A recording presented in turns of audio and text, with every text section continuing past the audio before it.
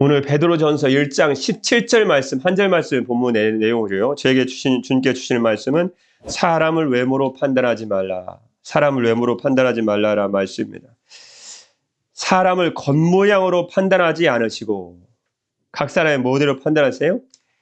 행위대로 심판하시는 분을 여러분이 아버지라고 부르고 있으니 주님은 우리의 겉모양으로 판단하지 않으시고 우리가 행하는 행위대로 판단하십니다. 몸으로 행하는 행동대로 판단하시죠.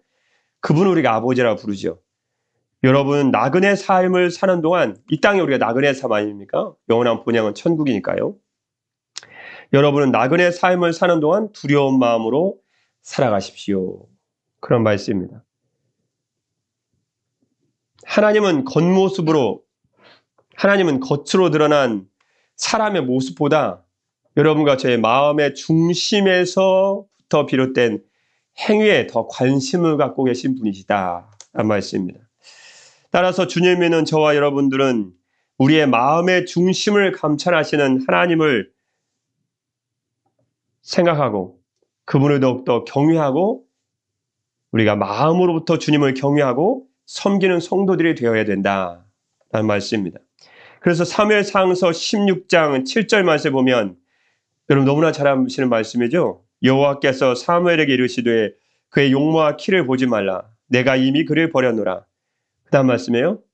내가 보는 것은 사람과 같지 아니하니 그 다음 말씀이에요. 사람은 외모를 보거니와 나 여호와는 속마음, 중심을 보느니라. 우리의 속마음, 이 마음을 본다 그 말씀입니다. 그럼 제가 한번 질문을 잠깐 드릴 텐데 여러분 한번 대답해 보시겠습니까? 사람의 지금 뇌를 연구하는 과학자들이 참 많죠. 뇌과학에 대해서 관심이 많으니까요. 뇌를 연구하는 과학자들에 따르면 우리의 뇌가 과학자들의 뇌를 닮았을까요? 아니면 변호사의 뇌를 닮았을까요? 둘 중에 하나입니다. 난 다른 거 닮았다고 생각하는데요. 다른 건 없고요. 과학자의 뇌를 더 닮았다고 생각할까요? 아니면 변호사의 뇌를 더 닮았다고 생각할까요? 여러분과 저의 뇌가요. 맞춘 분도 계시고 아마 틀린 분도 계실 텐데요. 뇌를 연구하는 과학자들은 처음에는 우리들의 뇌가 과학적으로 생각하는 과학자의 뇌를 닮았다고 생각했습니다. 그런데 최근 연구 결과에 따르면 그 생각이 뒤집혔죠. 최근의 연구 결과에 따르면 사람들은 과학자가 아닌 변호사의 뇌를 더 닮았답니다. 변호사를 더 닮았답니다. 과학자가 아닌 변호사를 더 닮았다. 그 말씀 도대체 무슨 말씀일까요? 이런 과학을 연구하는 사람들은요. 객관적인 자료를 쭉 수집한 다음에 어떤 논리적인 결론을 냅니다.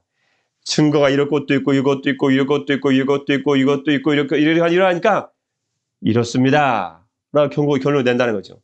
그래서 이무도 뜨겁고 저무도 뜨겁고 만져보면 다 뜨거운 거예요. 생각해보니까 물에 열을 가하면 물은 뜨거워집니다. 결론을 낸다는 거예요. 이쪽 물 열을 가하니까 뜨거워지고 이쪽 물은 열을 가하니까 안 차가워지고 그러면 결론이 안 난다니. 과학자는 객관적인 증거를 통해서 어떤 결론을 도출한다는 거죠. 근데 변호사들은 다릅니다. 변호사들은 결론을 내릴 때 객관적인 증거를 통해서 결론을 내린 게 아니고요. 이미 결론을 딱 내려놓고 저 사람 범인이다. 저 사람 잘못됐다. 이 사람 옳다. 결론을 딱 내려놓고 그거에 맞는 증거를 수집한답니다. 그게 맞는 논리를 일단 정해놓은 거예요. 저 사람 얼굴 보니까 일단 범죄자 같아. 그럼 넌 범죄자야. 결론 딱 내려놓고 이걸 증명하기 위한 증거들을 갖다 막 모은다는 거죠. 근데 우리들의 뇌가 그렇게 생각한다는 거예요. 대부분 변호사처럼 일단 결론을 딱 내려놓고 거기에 대해서 왜 그렇게 생각하는지 그 증거를 수집하기 시작한답니다. 이러한 성향을 확증 편향이라고 합니다. 확증 편향. 확증 편향이 무슨 뜻이냐면요. 자신의 가치관, 신념, 판단 따위와 꼭 맞는 정보에만 귀를 기울이고 그것만 주목하고 그 외의 정보는 다 무시해버리는 사고방식입니다. 예를 들어서 우리 설교 말씀 드릴 때도 이게 위험하죠. 확증 편향을 갖고 있으면 설교자가 설교 말씀 딱 전할 때 내 지금 가지고 있는 생각, 내 신념, 내 생각 딱 맞아떨리면 아이고 목사님 오늘 참 은혜 받았습니다. 은혜 받았어. 어떻게 내 생각하고 이렇게 똑같으신지. 근데 뭐 말만 틀리면 뭐 갑자기 얼굴이 부그락 내려서 어떤 누가 저 갖다 찔러 받쳐가지고 일려가지고 누가 다 일렸냐고. 저 맞지도 않은 말 저 목사님 이렇게 하게 누가 이렇게 했냐고. 본문에도 없는 것 같은데 이렇게 얘기한다는 거죠. 확증 편향입니다. 그런데 이 확증 편향은요, 과거의 아픈 기억을 극복하거나 아픈 기억을 잊고 극복할 용기를 준다는 점에서는 장점이 훨씬 많다고 합니다. 다만 확증 편향이요, 부정적인 부분에서 강하게 나타나면 이 심각한 문제를 가져온다는 거죠. 예를 들어서 같은 죄를 저질러도 백인 여자가 앉아있고 흑인 남자가 앉아있습니다. 그러면 같은 범죄를 저질렀는데도 불구하고 백인 여자보다 흑인 남자의 경우에 형량이 더 높게 나타날 확률이 굉장히 크답니다. 실제로 그게 나타나답니다. 왜냐하면 흑인 남자라는 사실 자체만 보고 저 사람 얼굴이 까매. 분명 범죄자일 거야. 그리고 판사하고 배심원들은 더 나쁜 사람일 거라는 이미 결론을 딱 내려놓고 거기에 맞는 증거들을 막 수집한다는 거예요. 여러분, 따라서 우리 사람들은요, 외모로 판단하지 않기 위해서 확증 편향이 있다는 것을 일단 인정해야 됩니다. 우리들 뇌가 그렇게 만들어졌대요. 우리는 외모로 판단하지 않고 외모로 보고 싶지 않아도 일단 우리가 누구를 볼 때 외모 좀 깔끔하고 목소리가 좀 괜찮고 조금 훤출하면 저 사람 분명 괜찮은 사람일 거야. 마음도 착할 것이며 분명해. 그리고 뭐 좋은 점만 계속 들으려고 한다는 거죠. 그런데 좀 그렇지 않고 키도 좀 크지 않고 내가 원하는 마음이 그런 외모가 딱 아니면은 어떤 사람 큰 사람 좋아하거든 작은 사람 좋아하니 사람마다 틀리죠. 근데 외모가 딱 외모가 아니면은 저 사람 분명 나쁜 사람이면 분명해. 저 말을 저렇게 하는 거 보니까 분명 확실해. 그리고 결론 딱 내려놓고 그런 것만 자꾸 자기의 생각에 맞는 것만 증거자료를 수집해서 결국 그 사람에 대한 결론을 딱 내려버린다는 거예요.